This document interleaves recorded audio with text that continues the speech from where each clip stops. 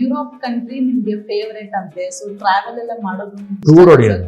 Tour ಹೊಡೆಯೋದು tour ಹೊಡಿಯೋದಂದ್ರೆ ಊರು ಸುತ್ತೋದಂದ್ರೆ important. ಇಷ್ಟ. ನಮ್ಮ ದೇಶದಲ್ಲೂ ಸಾಕಷ್ಟು ನೋಡಿದ್ದೀನಿ. ಓಕೆ. ನಮ್ಮ ದೇಶಕ್ಕಿಂತ ಜಾಸ್ತಿ ವಿದೇಶಗಳು ಜಾಸ್ತಿ ನೋಡಿದ್ದೀನಿ. 2019 ನವೆಂಬರ್ ಲಾಸ್ಟ್ ಕರೋನಾ ಬಂತಲ್ಲ, 20 ಕರೋನಾ ಬಂತು. ಅದಕ್ಕೆ ಮುಂಚೆ ಒಂದು 85 ರಾಷ್ಟ್ರಗಳಿಗೆ ಹೋಗಿದ್ದೀನಿ. 85. ಈಗ 7 ವರ್ಷದಿಂದ ಹೋಗಿಲ್ಲ. 7 ವರ್ಷದಿಂದ ಹೋಗಿಲ್ಲ. ಯಾವತ್ತನ ಬಿಡುವಾದಾಗ ಇನ್ನೊಂದು 30-40 ದೇಶಗಳು ನೋಡುವಂಥದ್ದಿದೆ. ಓಕೆ. ನೆಕ್ಸ್ಟ್ ಯಾವಾಗ ಸರ್ ಫಾರಿನ್ ಟ್ರಿಪ್? ಹೋಗ್ಬೇಕು. ಇನ್ನೂ 30-40 ದೇಶಗಳು ನೋಡುವಂಥದ್ದಿದೆ. ಓಕೆ. ನೋಡದೇ ಇರೋದು ಭಾಳ ಇದೆ, ಅದನ್ನೇ ಯಾರು ಹೋಗಲ್ಲ. ಈ ಫಾರ್ ಎಕ್ಸಾಂಪಲ್ ಆಫ್ರಿಕಾ ಒಂದು 7-8-10 ಕಂಟ್ರೀಸ್ ಹೋಗ್ಬೋದು ಅಷ್ಟೇ. ಇನ್ನು ಬೇರೆ ಯಾವುದಕ್ಕೂ ಹೆಚ್ಚಾಗಿ ಹೋಗಲ್ಲ. ಸೌತ್ ಅಮೇರಿಕಾನೂ ಇದೆ ನೋಡುವಂಥದ್ದು. ನೋಡಿದ್ದೀನಿ ಆಗಲೇ ಒಂದು 5-6 ಕಂಟ್ರೀಸು, ಇನ್ನೂ ಒಂದು 5-6 ಇದೆ. ಸೌತ್ ಅಮೇರಿಕಾ, ನಾರ್ತ್ ಅಮೇರಿಕಾನೂ ಚೆನ್ನಾಗಿದೆ. ಯುರೋಪಲ್ಲಿ ಇನ್ನೂ ಒಂದು 10 ಕಂಟ್ರೀಸ್ ನೋಡ್ಬೋದು. ರಷ್ಯಾದಿಂದ ಸಪ್ರೇಟ್ ಆಯ್ತಲ್ಲ ಒಂದು 10-12 ಕಂಟ್ರೀಸು, ಅದು ಭಾಳ ಚೆನ್ನಾಗಿದೆ. ಯುರೋಪ್ ಥರನೇ ಇದೆ, ಅದು ಎಲ್ಲ ನೋಡ್ಬೇಕಲ್ಲ.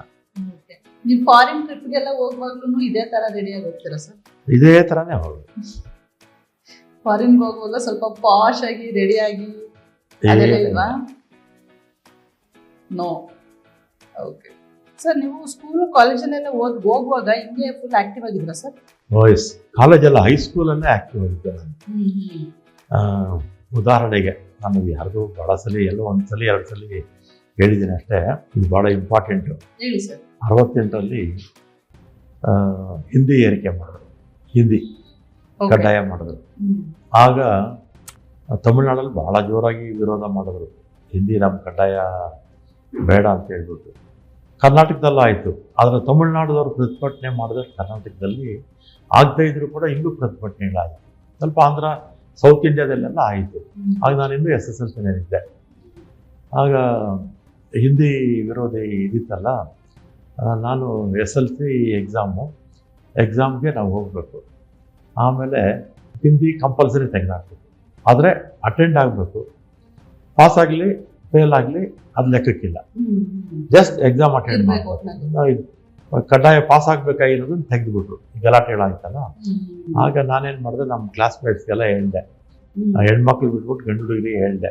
ನಾವೆಲ್ಲ ಅರ್ಧ ಗಂಟೆ ಹೋಗ್ಬಿಟ್ಟು ಎಕ್ಸಾಮಲ್ಲಿ ಕೂತಿದ್ದು, ಅರ್ಧ ಗಂಟೆ ಆದ ತಕ್ಷಣ ನಾವೆಲ್ಲ ಬೈಕಟ್ ಮಾಡೋಣ ಅಂತ ಹೇಳಿದ್ವಿ. ನಾವು ಎಲ್ಲರೂ ಒಪ್ಕೊಂಡ್ರು. ಆಮೇಲೆ ಅರ್ಧ ಗಂಟೆ ಆಯಿತು, ನಾನು ಆಚೆ ಬಂದೆ. ನೋಡ್ತೀನಿ ಯಾರೂ ಬರಲ್ಲ ನಮ್ಮ ಕ್ಲಾಸ್, ನಾನು ಒಬ್ಬನೇ ಆಚೆ ಬಂದಿದ್ದು. ಮಾತಾಡ್ಬೇಕು ಬರ್ತೀನಿ ಅಂತ ಹೇಳಿದ್ರೆ ಎಲ್ಲರೂ ಹೇಳಿದ್ರು. 1 ಜನ ಮೆಜಾರಿಟಿ ಹೇಳಿದ್ರು ನಾವು ಬರ್ತೀವಿ ಅಂತ. ಹೆಂಗಿದ್ರು ಫೇಲ್ ಆಗೋದಿಲ್ಲ, ಬರ್ತೀವಿ ಅಂದರೆ ಯಾರು, ನಾನು ಒಬ್ಬನೇ ಬಂದಿದ್ದು. ಅವಾಗೆಂದು ಎಷ್ಟು ನನಗೆ 15 ವಯಸ್ಸು ಅಷ್ಟೇ. ಎಕ್ಸಾಮ್ ಮುಗಿದಾದ್ಮೇಲೆ ನೀವು ಕೇಳಲಿಲ್ವಾ ಯಾಕೋ ಬರ್ಲಿಲ್ಲ ನೀವೆಲ್ಲ ಅಂತ? ಕೇಳಿ ಅವ್ರ ಭಯ ಅಲ್ಲ, ಮನೇಲಿ ಏನಂತಾರೋ ಏನೋ, ಅದು ಟೀಚರ್ಸ್ ಏನಂತಾರೋ ಏನಂತ ಭಯ. ಹೋರಾಟದ ಮನೋಭಾವ. ಆಮೇಲೆ ಫಸ್ಟ್ ಅಟೆಂಪ್ಟ್ ನಾನೇ ಪಾಸ್ ಆದೆ. ಫಸ್ಟ್ ಅಟೆಂಪ್ಟೇ ಪಾಸ್ ಆಗಿದೆ. ಇಷ್ಟೆಲ್ಲ ಆಟಗಳು ಜಾಸ್ತಿ ಆಡ್ತಾ ಇದ್ವಿ. ಆಟ ಅಂದರೆ ಬರೀ ಸ್ಕೂಲಲ್ಲಿ ಇರೋದಕ್ಕಿಂತ ಆಚೆ ಆಟಗಳಲ್ಲೇ ಪಾಸ್ ಆಗಿದೆ. ಆದರೂ ಫಸ್ಟ್ ಅಟೆಂಪ್ಟೇ ಪಾಸ್.